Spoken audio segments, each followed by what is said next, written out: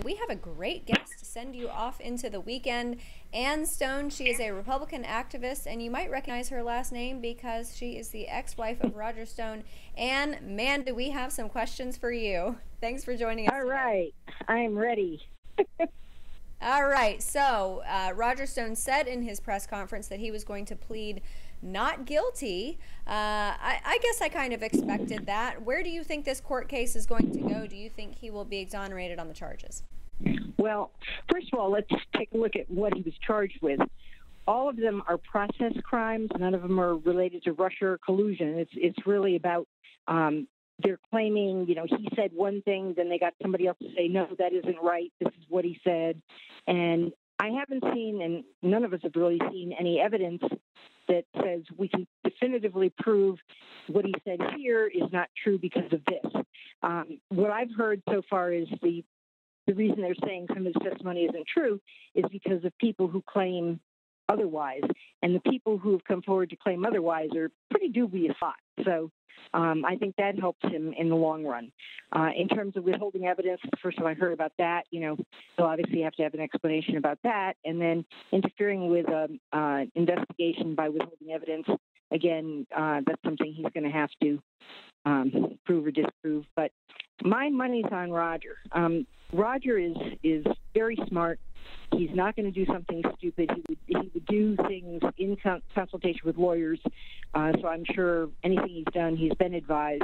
So I feel in the end, when everything's heard out, he will be exonerated.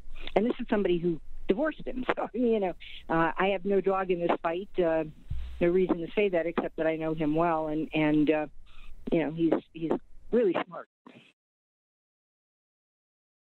So, Ann, we talk about on this show very frequently about this two-tier justice system. Now, the DOJ and the FBI, they will swear up and down that doesn't exist. And yet we see time and time again people who have had some connection to the president, whether it's currently or in the past, people like your ex-husband, like Paul Manafort, like Mike Flynn, these folks that it seems like their biggest charge, their biggest flaw, their biggest mistake was having any connection to the president, because we could arrest a serial killer or a mass murderer down on the border, and they would not be treated as aggressively and harshly as Roger was this morning. I mean, they stormed into his house into the wee hours of the morning with guns blazing. Really, a man who has never been known to be violent. Tactics, they would do that. Do you think that this two-tier justice system exists? Are you concerned about that playing any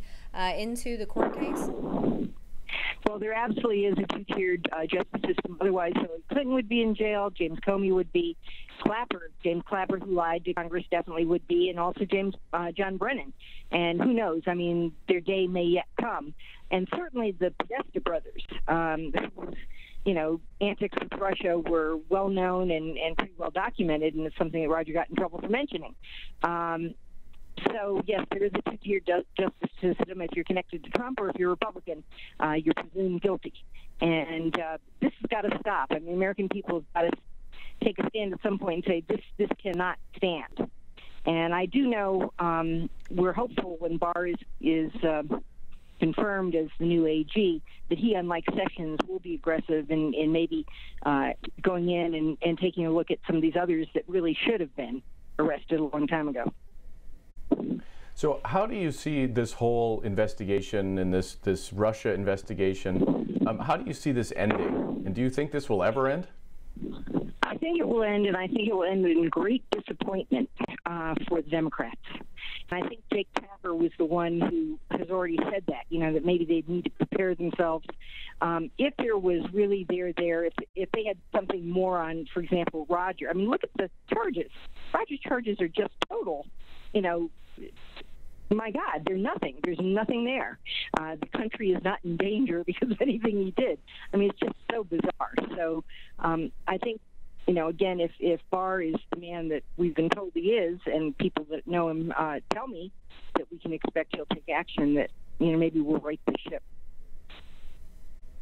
Well, Ann, we appreciate so much you coming on today. Ann Stone, Republican activist and ex-wife of Roger Stone. As you all know, we've been covering it this episode, or excuse me, this broadcast, that Roger Stone was arrested and charged with 7 counts, including lying to investigators, collusion. So lots of troubles for him, but we will see how that turns out. He gave a press conference earlier, and we actually aired it on this show. So make sure you check our website, americasvoicenews.com, and check out all of those clips. We have those updated and uploaded every day after the show. So Monday through Friday, every day, 1 to 3 p.m. Eastern, 10 to noon Pacific. If you happen to miss our live broadcast, you can check out the replay at 9 p.m. Eastern every night.